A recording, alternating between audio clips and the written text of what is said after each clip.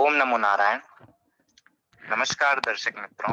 आज हम जो क्लास में डिस्कस करने वाले हैं जिस टॉपिक पे, वह लास्ट क्लास में हमने डिस्कस किया था मंत्रा, और सर ने हमें बताया था कि कैसे हम श्वास के माध्यम से अपनी लाइफ को, अपने बॉडी को, माइंड को, और कहना चाहिए अपनी ऊर्जा को बेहतर कैसे बनाएंगे। भाई जाहिर सी बात है, आपके मन में आया होगा कि ओनली ब्रीथ के माध्यम से, ओनली श्वास के माध्यम से, उसके हेल्प से कैसे होगा। तो आइए हम जानते हैं आज की क्या है श्वास। पहले हम अपना जो भी हमको थोड़ा बहुत जो हम जान पाए हैं वो हम आपके सामने डिस्कस करते हैं। इसके बाद हम सर से रिक्वेस्ट करेंगे कि वे हमें गाइड करेंगे। श्वास, कभी आपने सोचा है कि जब किसी व्यक्ति का डेथ होता है तो हम उससे ये कभी नहीं बोलते हैं कि उसका समय रुक गया। भाई हम यही बोलते हैं ना कि उसकी आखिरी सांसें चल रही थी, अब उसकी सांसें रुक गई हैं। डॉक्टर भी यही बोलते हैं, हमारे जो पूर्वज रहे थे वो भी यही लैंग्वेज यूज करते थे, यही तरीका यूज करते थे। जब हम बोलते हैं किसी चीज से, जब हमें राहत मिलती है, तो हम ये कभी नहीं बोलते कि यार समय में समय आए। हम यही बोलते हैं अब जाके मेरी सांस में सांस आई। सांस जो है, हम अनजाने में ही सही, ये चीज हम हमेशा अपने से एक्सेप्ट भी करते हैं, और ये चीज हम अंदर से, चाहे वो बेहोशी में ही सही, हमें मालूम होती है कि हम सांस हैं। ये हमारे अस्तित्व का, ये हमारे वजूद का सबसे मजबूत और सबसे जरूरी हिस्सा है। एक कथा थी, हनुमान जी से रिलेटेड थी वो। जब वे सूर्य को निगलने गए थे तो उस समय इंद्र जी ने रोकने के लिए उन्हें वज्र से प्रहार किया, और तब जाके जब वो मूर्छित हो गए तो पवन देव ने कुछ ऐसा किया था कि सब जगह की प्राणवायु को, सभी प्रकार की हवा को रोक लिया था, अपने अंदर रोक लिया था, होल्ड कर लिया था। और पूरे अस्तित्व में, यहाँ तक कि देवी देवताओं के जो पुत्र थे, स्वयं इंद्र के भी जो पुत्र थे, उनमें भी दिक्कत आ गई थी। श्वास साथियों एक बहुत ही इम्पोर्टेंट पहलू है। यदि हम उसे टेक्निकल रूप से भी समझें, पौराणिक रूप से समझें, हमारे डेली लाइफ से समझें, अगर जिस व्यक्ति ने ब्रीथिंग पे वर्क करना सीख लिया, सही तरीके से वह श्वास लेना और छोड़ना सीख जाता है, तो आई थिंक कि वो अपने अस्तित्व का, अपने जीवन का, अपनी सोच का, और जो भी उसका है, जिस चीज को आप अस्तित्व मानते हो, वजूद मानते हो, उसका लगभग 50% चीज वो पहले दिन से सॉल्व करने में सक्षम होता है। तो आइए बिना वक्त गवाए, जो 8 प्रकार की श्वास की एक्सरसाइज होती हैं उनके बारे में तो हम जानेंगे ही। पहले हम श्वास से रिलेटेड, ब्रीथिंग से रिलेटेड कुछ पहलुओं पे डिस्कस करेंगे। तो हम सर से रिक्वेस्ट करेंगे कि वे आए और हम सभी का मार्गदर्शन करें। Thank you so much. ओम नमो नारायण।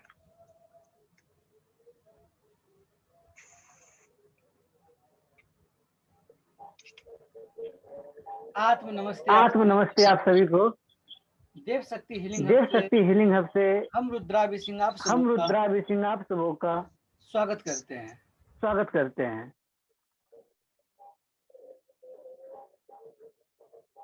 दर्शक मित्रों, आज हम लोग प्राण चिकित्सा के सीरीज में आगे बढ़ते हुए हम आज कुछ महत्वपूर्ण बातों पर हम चर्चा करने जा रहे हैं। हम सभी लोग जानते हैं कि हमें जो जीवंत की प्रक्रिया है, हम जो जीवित रहते हैं, हमारी जो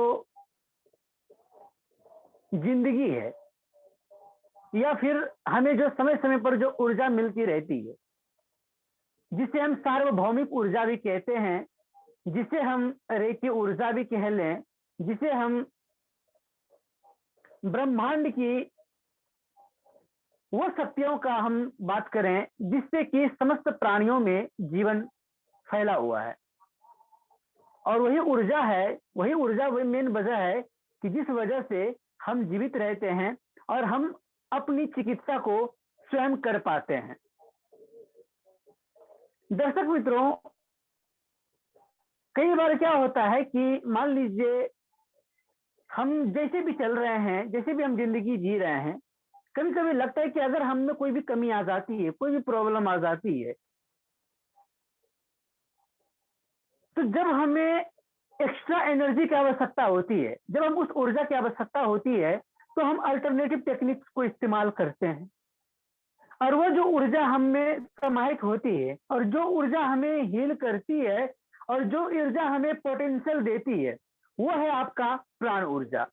और कहीं ना कहीं प्राण ऊर्जा के वजह से ही हम जीवित हैं, और वही वो ऊर्जा है जिस ऊर्जा से हम अपनी चिकित्सा स्वयं कर सकते हैं, और हम उस प्रभाव से, उस चिकित्सा के प्रणाली के माध्यम से हम अन्य को भी उससे लाभ हम दिला सकते हैं, दे सकते हैं।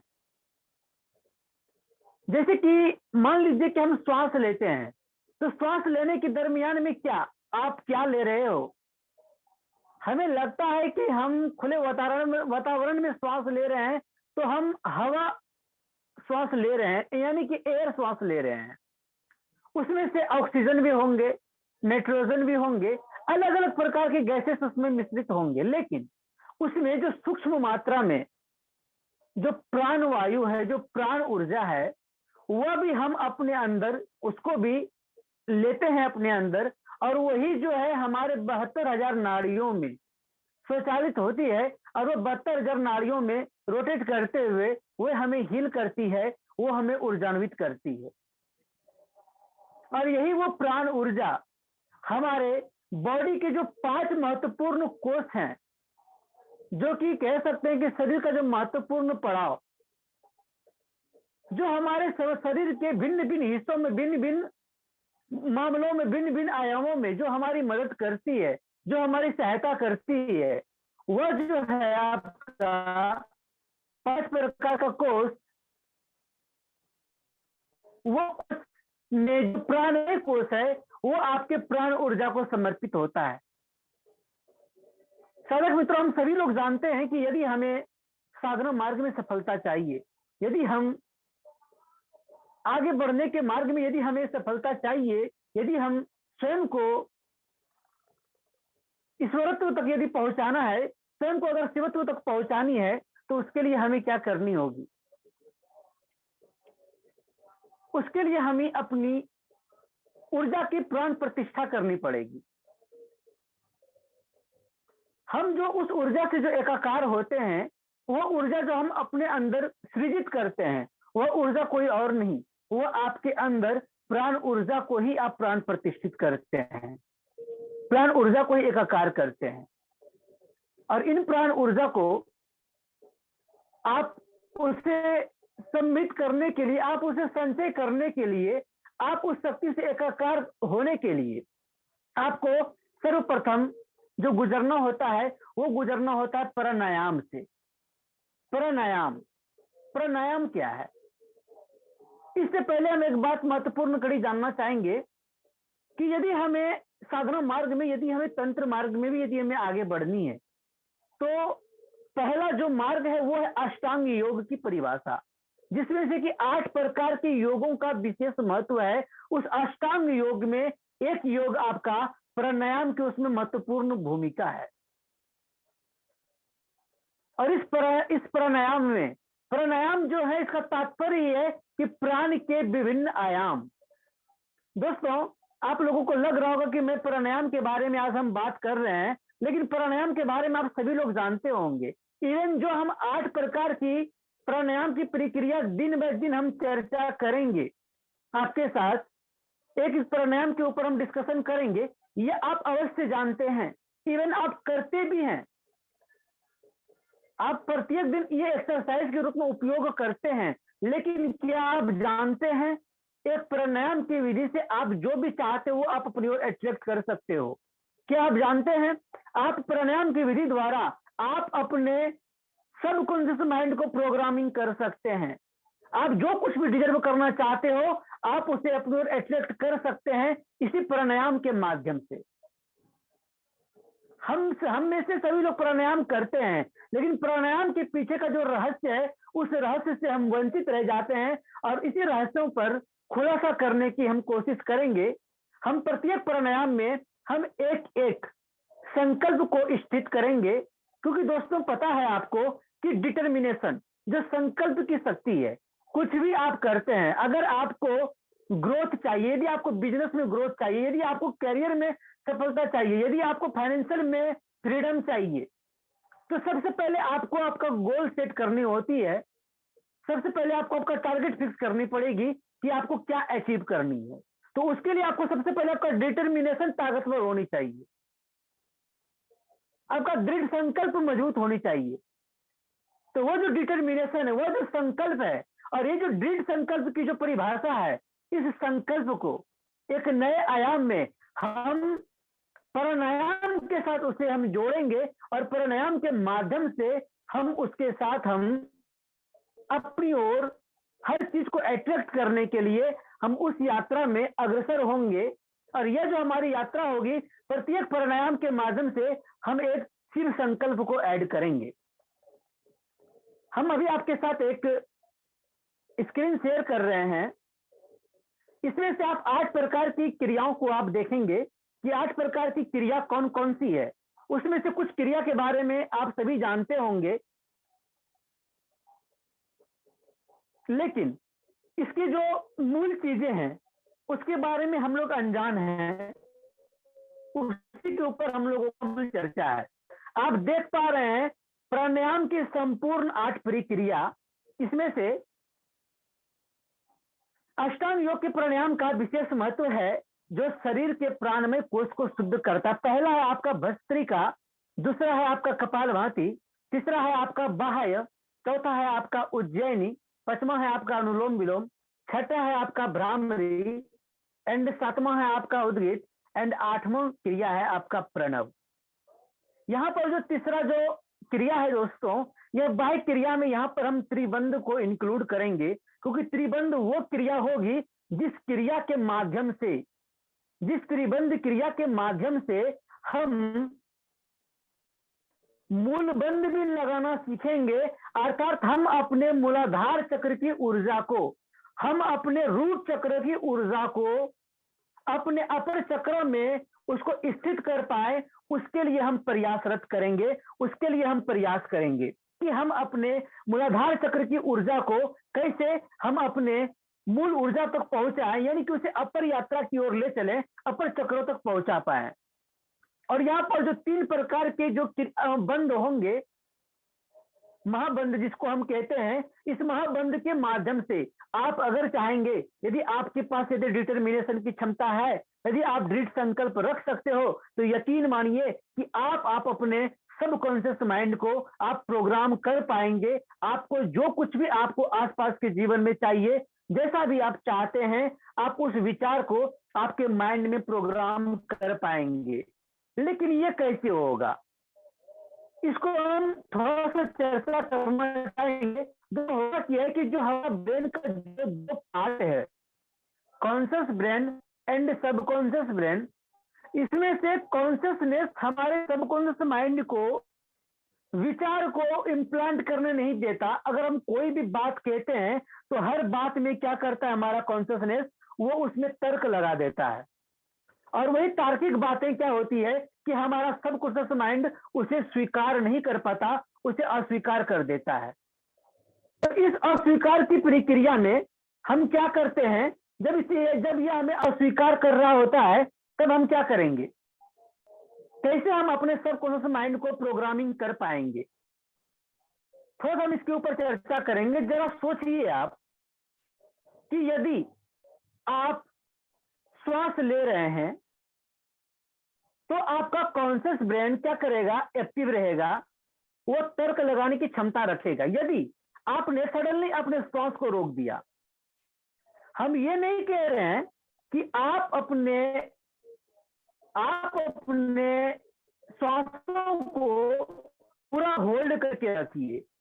आप श्वासों को होल्ड करके रखना है, कब तक रखनी है, जब तक कि हमारी क्षमता होगी, जब तक हम उसे रख पाएंगे, उसको हम नियंत्रित कर पाएंगे, अपने श्वासों को कंट्रोल कर पाएंगे।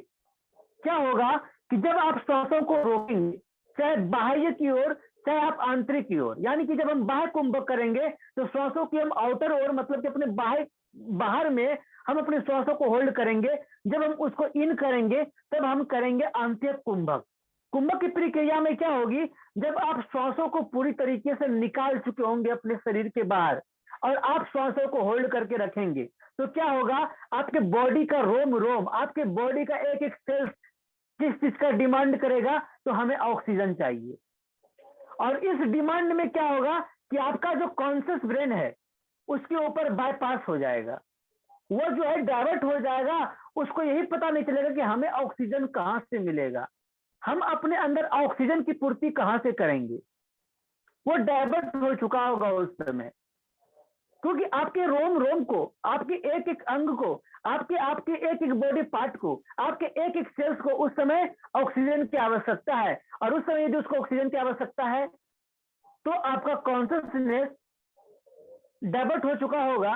उस समय वो तर्क करने के स्थिति में नहीं रहेगा। और उस समय यदि आप ज्यादा देर तक होल्ड यदि करके रख पाएंगे, और यदि उस समय आप का जो भी है, आपके माइंड मेकिंग जो भी है, आप जो भी चाहते हैं, आप जो भी पूरा करना चाहते हैं, आप क्या करेंगे, उस विचार को प्रेजेंट कंटिन्यूअस टेंस में इम्प्लांट करना शुरू कर देंगे। यकीन मानिए, जब निरंतर, जब आप इसका काफी दिनों तक प्रयास करते हैं, अभ्यास करते हैं, लगातार कार्यरत रहते हैं, तो यकीन मानिए आपको एक दिन इसका बेहतरीन लाभ मिलेगा। आप जो भी विचार आप अपने सबकॉन्शियस माइंड को प्रोग्राम करेंगे, वो बहुत जल्द आपकी जिंदगी में वो घटनाक्रम होना आरंभ हो जाएगा। और तब आपको एहसास होगा कि नहीं, यकीनन जो भी हमने अपने सबकॉन्शियस माइंड को प्रोग्राम किया था, वह चीज जो है हमारे जीवन में घटना आरंभ हो चुका है। तो आइए अब हम बताते हैं कि प्राणायाम के 8 प्रक्रिया में जो सबसे पहले की जो क्रिया है वो है आपका भस्त्रिका प्राणायाम।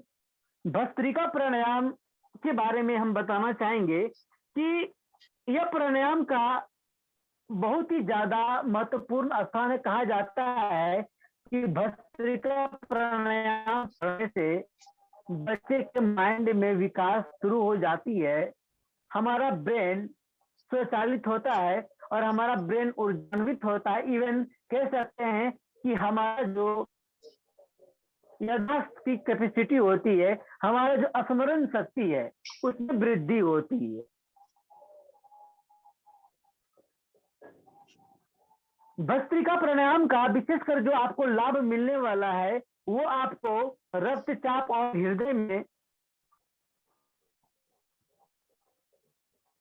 यदि आपको रक्तचाप और हृदय में ज्यादा समस्या यदि है तो आपको क्या करनी चाहिए, भस्त्रिका प्राणायाम आपको स्लो मोशन में करनी चाहिए। इसको आप तीव्र गति से नहीं करेंगे क्योंकि हो सकता है कि आपको पेन शुरू हो जाए।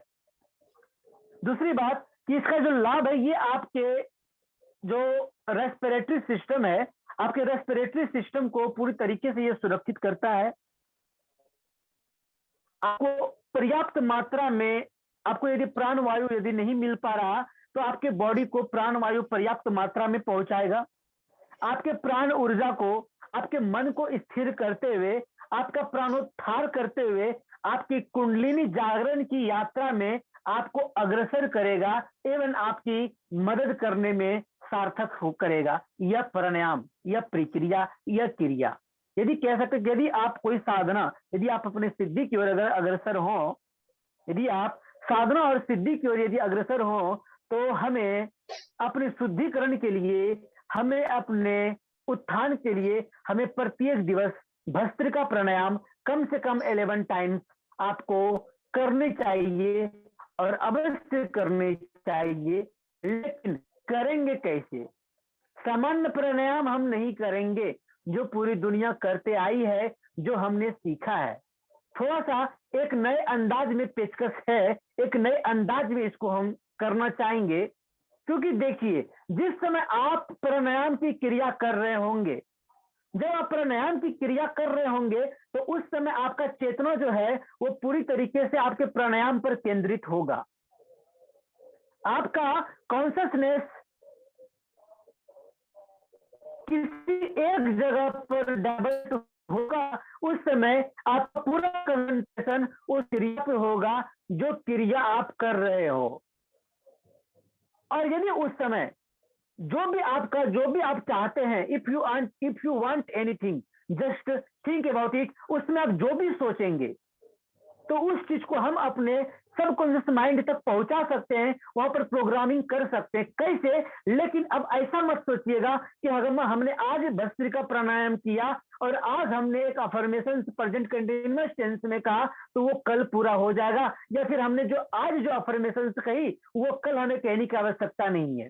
यह जरूरी नहीं है कि आपका एक दिन में ही वो प्रोग्राम को आपका सबकॉन्शियस ब्रेन उसको स्वीकार कर ले। इसलिए जो भी आपका अफर्मेशन हो, जो भी आपकी कामना हो, उसको कंटिन्यूअस कम से कम 21 डेज की क्रिया में आप उसको डालें। 21 डेज तक आप लगातार किसी एक अफर्मेशन का ही प्रयोग करें। यदि आप इसमें करते हैं तो आपको तत्काल सफलता मिलती है और आपको 100% आपको रिजल्ट मिलता है। यानी कि सोच लीजिए, क्योंकि हमारे सबकॉन्शियस माइंड को प्रोग्रामिंग करना इतनी आसान नहीं है। अगर इतनी आसान हो जाती तो हम लोग हर कोई इतना परेशान ना हुए होते। हम लोग हर चीज को अपनी ओर अट्रैक्ट कर पाते, हम हर चीज को अपनी ओर खींच पाते, लेकिन ऐसा नहीं हो पा रहा है। इसके पीछे का वजह क्या है? क्योंकि वो हमारा चेतना, वो चेतना उसे अस्वीकार कर देता है। तो जब हम प्राणायाम कर रहे होंगे तो उस समय हमारा चेतना सोया हुआ नहीं होगा। हम बेशक हम चेतना को थोड़ा सा हम डाइवर्ट कर चुके होंगे, लेकिन फिर भी लगातार हमें अपने सबकॉन्शियस माइंड को प्रोग्राम करने के लिए हमें बराबर अफर्मेशंस उसको कहनी पड़ेगी, हमें सुनानी पड़ेगी, हमें उसे ट्रिगरिंग करनी पड़ेगी, हमें उसे बारंबार कहनी पड़ेगी। जब हम बारंबार कहेंगे तो हमारा सबकॉन्शियस माइंड उसको एक ना एक दिन अवश्य स्वीकार करेगा। और जब उसे स्वीकार कर लिया, जब आपका सबकॉन्शियस माइंड उस पर काम करना शुरू कर दिया, तो यकीन मानिए सब कुछ बदल जाएगा। तो भस्त्रिका प्राणायाम हम कैसे करते हैं?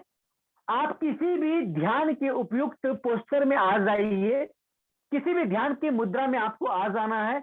आप चाहे सुखासन में आ जाइए, चाहे आप पद्मासन में आ जाइए, और आप अपने श्वासों को अपने अंदर भरिए नासिका से, और पूरा लंबी गहरी श्वास आपको ले करके आपको पूरी डायफ्राम, इवन आपको आपकी नाभि तक, आपको एब्डोमेन ब्रीदिंग यहां पर करनी है। आप इतनी श्वास भरेंगे, आप इतनी हवा भरेंगे अपने अंदर कि आपका पेट जो है वो फूलना चाहिए पहले, तभी आपका चेस्ट आपकी फूलनी चाहिए। तो पूरी लंबी गहरी श्वास हम भरेंगे अपने अंदर, और उसके बाद उसे सहजता के साथ यानी कि धीरे धीरे छोड़ेंगे। दोस्तों, इसमें आपको क्या करनी है कि धीरे से श्वास भरनी है पूरी, और फिर धीरे से आपको छोड़नी है। यह तो होगी भस्त्रिका का क्रिया। लेकिन अब भस्त्रिका के साथ जो शिव संकल्प है, जो मूल पाठ है, जो मूल विद्या है, हम उसको बताते हैं कि हम आपके समक्ष एक पेश करेंगे, एक सेंटेंस हम पेश करते हैं। उस सेंटेंस को आप सुने और उस आधार पर आप अपनी इच्छा अनुसार कोई भी अफर्मेशन आप पुट कर सकते हैं। तो यहाँ पर है, जो आप भस्त्रिका प्राणायाम का जो समय होगा, उस समय आप क्या करेंगे कि मान लीजिए कि अगर आपने श्वास को इन किया, तो श्वास जब आप अपने अंदर भरेंगे तो उसको एक काउंटिंग समय तक आप श्वास को अंदर भरें, और एक काउंटिंग श्वास तक उसको बाहर की ओर छोड़ें। और इस दोनों से बीच का जो दौरान होगा, जहां पर रेचक आएगा, उस समय क्या करनी है आपको आपका अफर्मेशन, आपको आपका विचार को वहां पर इम्प्लांट करनी है। भस्त्रिका प्राणायाम में श्वास को अंदर भरते हुए आपको मन में विचार लाना है। आपको संकल्प करना चाहिए क्या कि ब्रह्मांड में विद्यमान दिव्य शक्ति, ऊर्जा, पवित्रता, शांति और आनंद जो भी शुभ है, जो भी सशक्त है, जो भी शक्ति है, उस प्राण वायु और प्राण ऊर्जा के साथ मेरे देह में, हमारे शरीर में प्रविष्ट हो रहा है, समा रहा है। मैं दिव्य शक्तियों से ओतप्रोत हो रहा हूं, मैं दिव्य शक्तियों से ओतप्रोत हो रहा हूं। ब्रह्मांड में विद्यमान समस्त सकारात्मक ऊर्जा, ब्रह्मांड में विद्यमान समस्त दिव्य ऊर्जा, पवित्रता, शांति, आनंद, पवित्र ऊर्जा, सकारात्मक ऊर्जा, जो भी शुभ है, वो समस्त ऊर्जा हमारे प्राण ऊर्जा के माध्यम से, वो प्राण वायु हमारे शरीर में, हमारे देह में प्रविष्ट हो रहा है। और ठीक उसी प्रकार जब आप श्वास को छोड़ेंगे तो उस समय आपको यह विचार रखनी है कि हमारे बॉडी में जो कोई भी नकारात्मक भाव, हमारे बॉडी में जो भी नकारात्मक भाव, जो भी नकारात्मक ऊर्जा, वो ऊर्जा हमारे बॉडी से धीरे धीरे श्वासों के माध्यम से ब्रह्मांड में समा रही है या मदर अर्थ में समा रही है। फिर से हम आपको एक बार फिर से कहना चाहेंगे, जब हम श्वास को लेंगे तो लंबी गहरी श्वास लेंगे, इतना श्वास भरेंगे कि हमारे अंदर जो है, हमारे पेट में, हमारे डायफ्राम में, हमारे श्वसन नली में, हमारे कह सकते रेस्पिरेटरी सिस्टम में जरा सा भी जगह ना बचे, तो इतनी भरते रहनी है। और जब भर लेंगे तो भरते हुए आपको मन में संकल्प दौड़ानी है कि जो जो ही हम श्वास को ले रहे हैं, वैसे वैसे ब्रह्मांड की समस्त सकारात्मक ऊर्जा, दिव्य शक्तियां, दिव्य प्राण ऊर्जा, जो भी शुभ है, आनंद, प्रसन्नता, वह हमारे अंदर दिव्य प्राण ऊर्जा के माध्यम से हमारे शरीर में एकाकार हो रहा है, हमारे श्वासों में समाता चला जा रहा है, हमारा शरीर में प्रविष्ट हो रहा है। अब जैसे हम श्वासों को अपनी नासिका के माध्यम से धीरे धीरे जो निकालेंगे, ध्यान दीजिएगा, जो श्वास जो स्टार्ट से लेकर के अंतिम तक की क्रिया होगी, इसमें जो भी समय बचेंगे उसी समय में आप करेंगे। और ठीक उसी प्रकार जब आप श्वास को छोड़ेंगे, श्वास को छोड़ते समय आपके बॉडी की तमाम निगेटिविटी, आपके बॉडी की तमाम नकारात्मक ऊर्जा, तमाम निगेटिव ऊर्जा, जो नकारात्मक भाव है, जो भी आपका इमोशंस है, जो भी आपका ब्लॉकेजेस है, उसको हम भाव करेंगे कि हमारे सांसों के माध्यम से इसी ब्रह्मांड में समा रही है।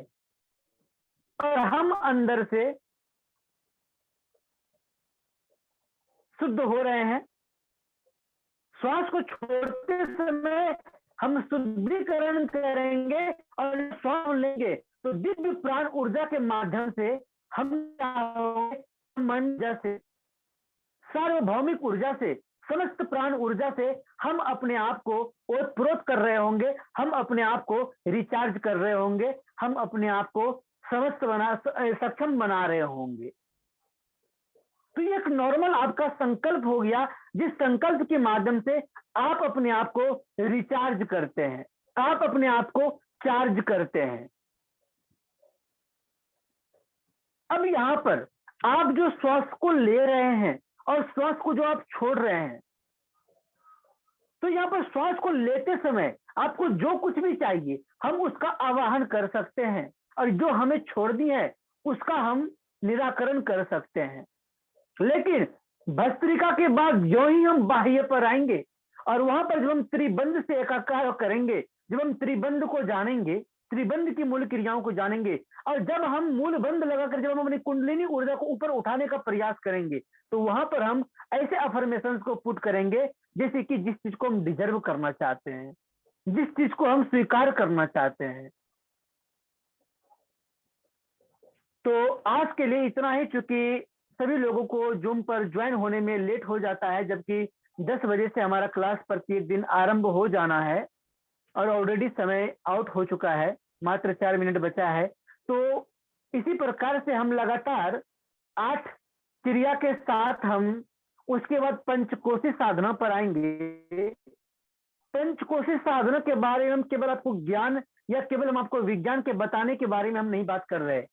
हम यहाँ पर आपको मूल क्रियाएं कराने वाले हैं, वो ध्यान करवाने वाले हैं, वो विधि करवाने वाले हैं, जिस विधि के माध्यम से आप इसके अंदर जो होने वाले जो लाभ हैं, जो इसके फायदे हैं, आप उससे एकाकार हो पाएंगे। तो थैंक यू एवरीवन। यदि आपका आज से जुड़ा अगर कोई प्रश्न है तो आप लोग पूछ सकते हैं, और आप लोगों से विशेष आग्रह है कि कृपया समय से ज्वाइन करें। 10 बजे तक आप सभी लोग आ जाएंगे ताकि लाइव सत्र में ज्यादा विलंब ना हो। हमारे पास मात्र 40 मिनट्स रहते हैं और 40 मिनट की क्लास होने हैं, इससे ज्यादा हम नहीं बढ़ाएंगे, क्योंकि 40 मिनट पर्याप्त होता है किसी एक सेशन के लिए, और ज्यादा बड़ा सेशन भी उचित नहीं है। तो आप लोगों से हम्बल रिक्वेस्ट है कि आप सभी लोग समय से आप लोग आ जाएंगे जूम क्लास पर 10 बजे तक, और हम लोग स्टार्ट करेंगे, और ये आज से लगातार ये क्रिया चलेगी। Thank you everyone. यदि आप लोगों का आज से जुड़ा कोई प्रश्न है तो आप लोग पूछ सकते हैं। धन्यवाद।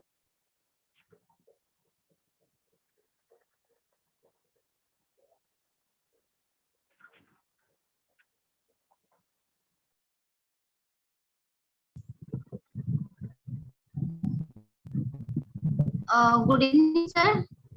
Good evening ma'am. सर कल जैसे 11 डेट है तो आपने जो वो मंत्र जाप वाला बताया था वो कल से मॉर्निंग से स्टार्ट कर दे हम, है ना? और संजीवनी मंत्र के बारे में जो आपने बताया था। जी जी जी बिल्कुल बिल्कुल बिल्कुल। अच्छा, उसके साथ अगर हम बॉटल पानी चार्ज करते हैं तो कौन सी बॉटल हमें रखनी चाहिए, कौन से कलर की? देखिए, वो आपकी इच्छा अनुसार, वो आपकी मनोकामना के आधार पर वो बोतल का आप चुनाव करें, क्योंकि वो मैटर करता है आपके कई चिकित्सा के प्रणाली पर कि आपको क्या चाहिए। ओके। या आप अपने कौन से चक्र को चार्ज करना चाहते हैं, आप अपने कौन से चक्र को क्लीन करना चाहते हैं? मैं solar plexus, sacral solar plexus. Solar plexus sacral, अगर सैक्रल के लिए करना चाहते हैं तो सैक्रल के लिए आपको ऑरेंज कलर का बोतल इस्तेमाल करनी है। सोलर प्लेक्सस के लिए आपको येलो कलर के बोतल का इस्तेमाल करनी है। अच्छा, हमें चक्रास के जो कलर है, तो जो चक्रास को हमें क्लियर करना है उस कलर का बोतल कहना चाहेंगे। एक मिनट मैम, एक मिनट समय नहीं है। मैं बताना चाहूंगा कि यदि आपको फेम चाहिए, फेम के लिए आपको सबसे पहले आपके रूट चक्र पर आपको काम करना चाहिए, और रूट चक्र पर काम करने के लिए आपको सर्वप्रथम आपको रेड के बोतल पानी पीनी चाहिए। अगर रेड बोतल का अगर आप इस्तेमाल करते हैं तो वहां से कि आपका मूलाधार स्ट्रॉन्ग ही नहीं, अब आपको भी बहुत जल सकता है। ठीक है सर, ठीक है। तो ये रेड कलर का विशेषकर महत्व है, जो आपका जो मूल चक्र है, मूलाधार चक्र, ये उस पर वर्क करेगा। ओके, ठीक है sir. Okay, thank you sir, thank you so much. Sir जो कल साधना करनी है उसके बारे में थोड़ा सा बता दीजिए।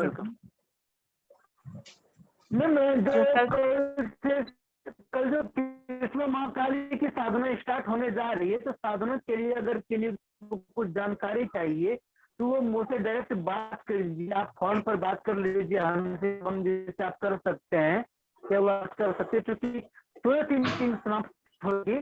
तो आप लोग पर्सनल वर्क पर कॉन्टेक्ट, देखो कि कल से साधना आरंभ करनी ही करनी है, क्योंकि